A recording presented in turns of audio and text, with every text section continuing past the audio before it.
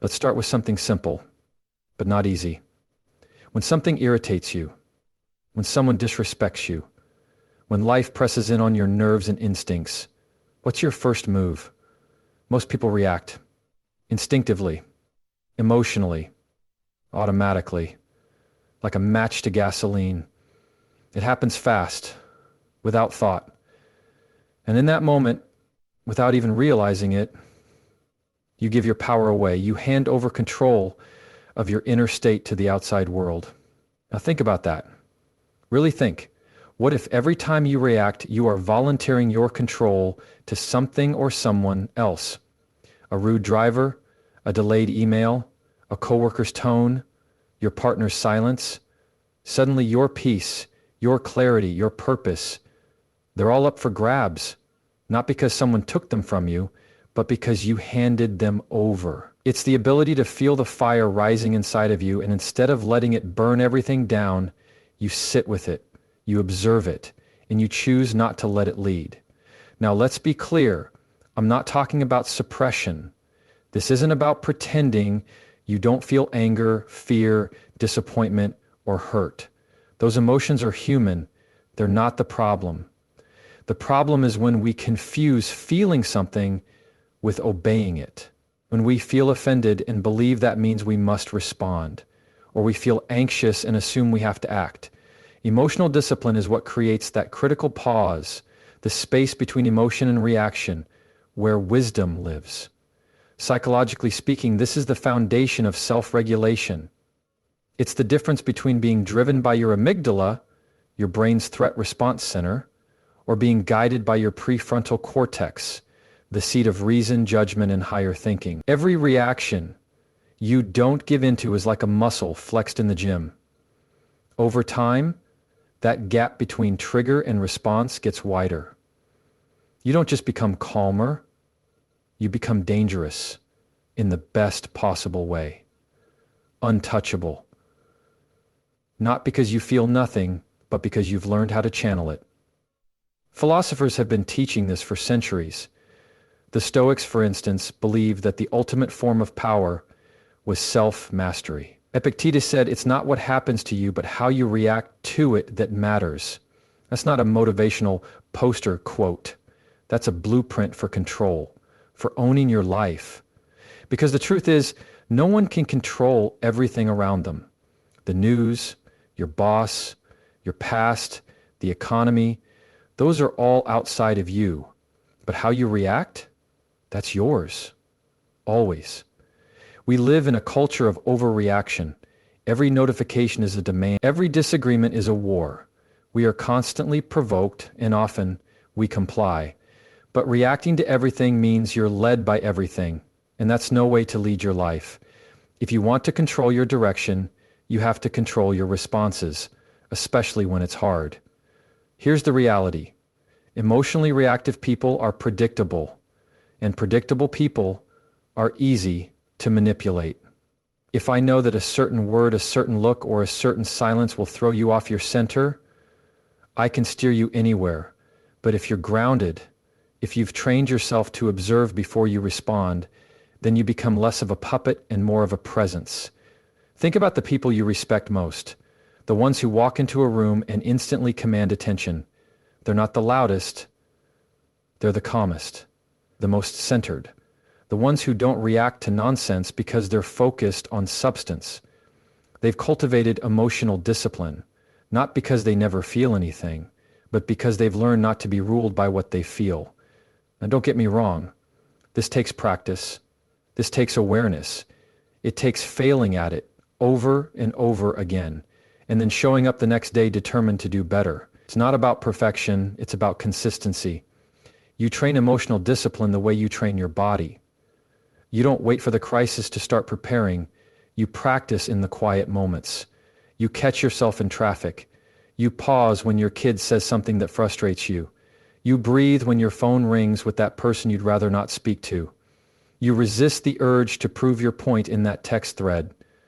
You stop and ask yourself, do I want to win this moment, or do I want to control my direction? And here's what's wild. When you stop reacting, you start seeing. You start noticing what others miss. You see patterns, not just provocations. You see intention behind words. You see opportunities where before there were only threats. Because when your mind is no longer clouded by reaction, it becomes a clear lens, and that lens changes everything. You see, emotional discipline isn't about being cold. It's not about becoming robotic or unfeeling. It's about becoming sharp, focused, intentional.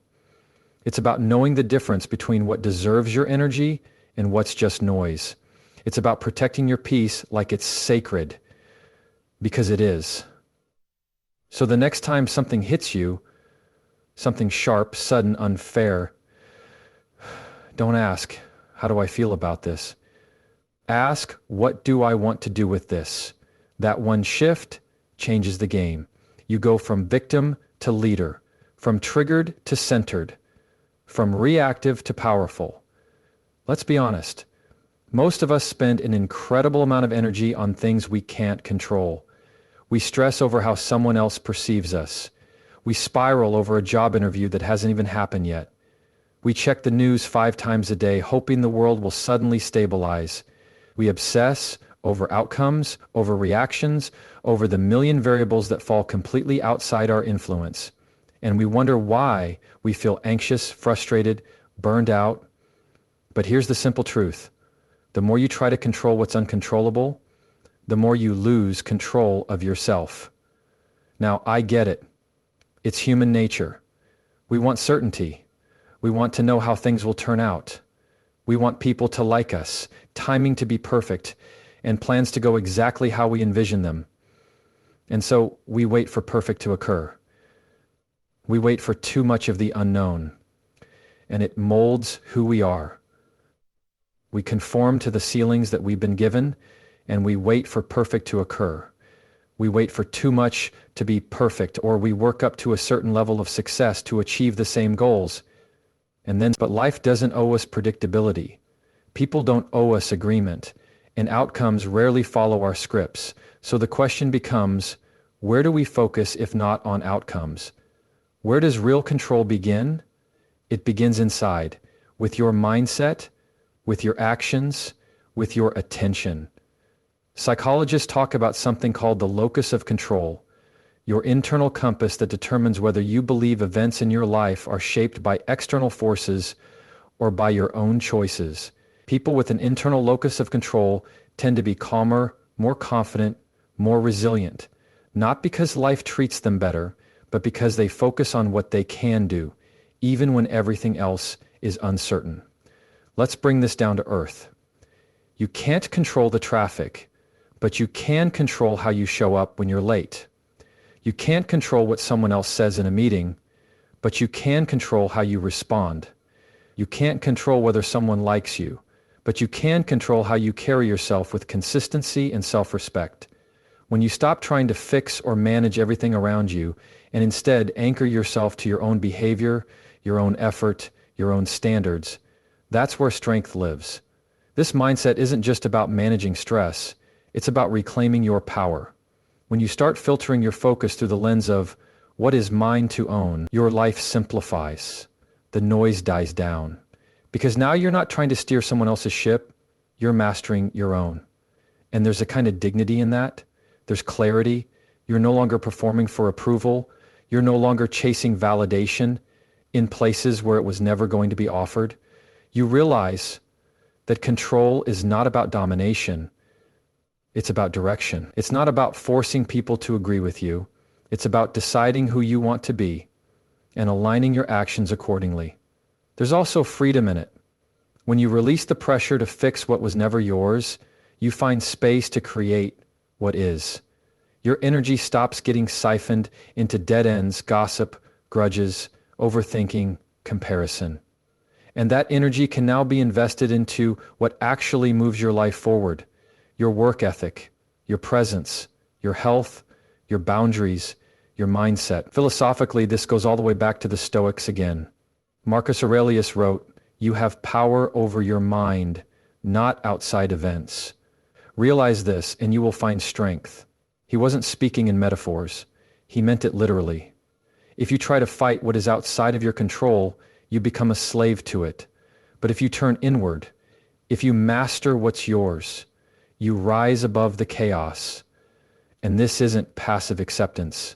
This isn't just let it go without action. This is radical responsibility. It's about refusing to waste your time blaming circumstances, other people, or bad luck, and instead asking, what can I do next? It's not always fair, but it is always empowering. Let me give you an example. Say you're dealing with someone at work who's passive-aggressive, always undermining you subtly. Now, sure, you can stew over it. You can replay every comment in your mind. You can wait for them to change or for someone else to notice and fix it. Or you can decide how you want to handle it. You can document, address it directly, adjust your boundaries, protect your peace. That's what focusing on what you can control looks like in real time. It's active, it's deliberate, it's grounded in your power, not theirs. And here's the thing, when you start living this way, people notice. Not because you're controlling others, but because you're in control of yourself. You become the calmest person in the room. You stop reacting to every wave because you're anchored. People feel that. It's magnetic because it's rare. Now, does that mean you'll never be thrown off? No. You're human. Things will still catch you off guard.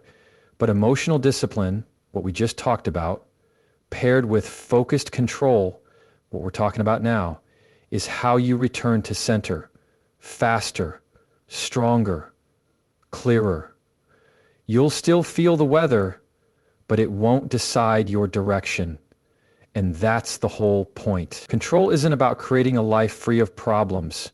It's about building a mindset that can handle problems. It's about trusting yourself, not because you think nothing will go wrong, but because you know who you'll be when it does. So the next time you feel that pull to overthink, to obsess, to fix everything and everyone, pause. Ask yourself, is this mine to control?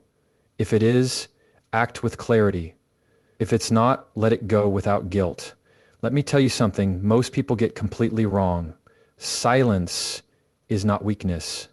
We live in a world that rewards noise. We are constantly told to speak up, clap back, have the last word.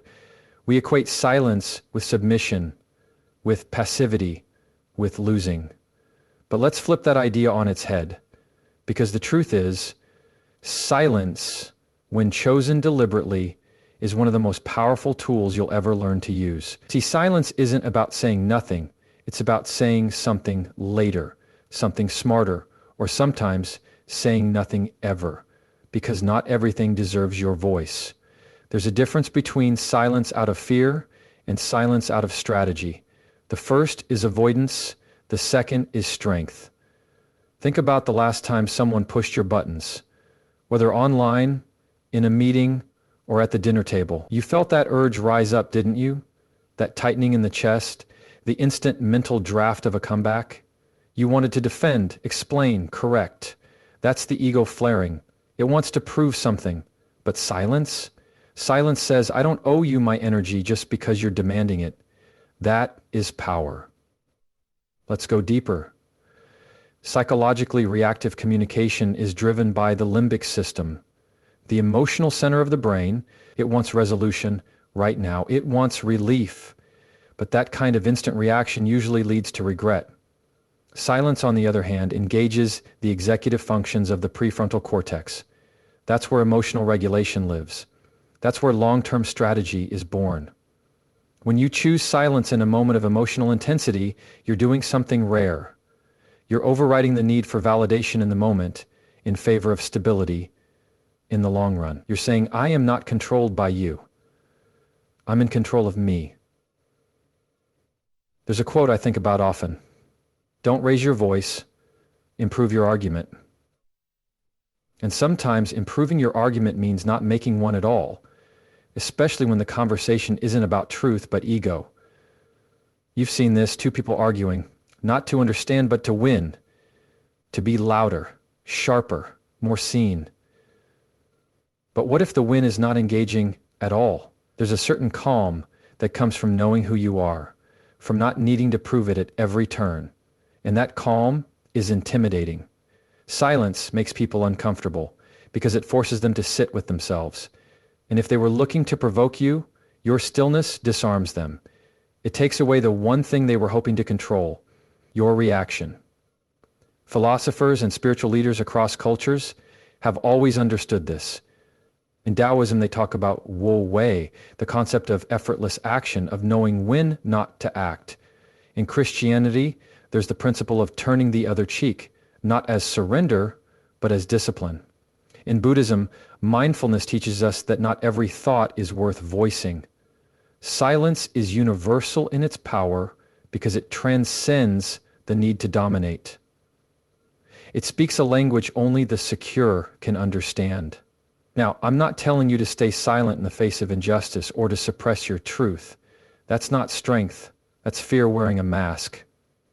What I'm saying is choose your voice the way a master chooses their tools. Intentionally, purposefully. Not every situation deserves a reply. Not every insult deserves a response.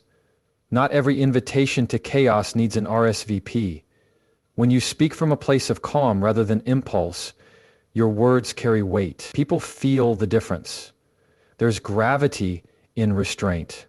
The person who doesn't need to speak every time they're provoked is the person you watch closely when they do speak. Because when they speak, it matters. Silence also gives you space.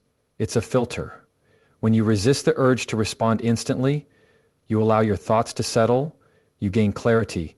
You see what's really being said, not just what your emotions tell you is being said.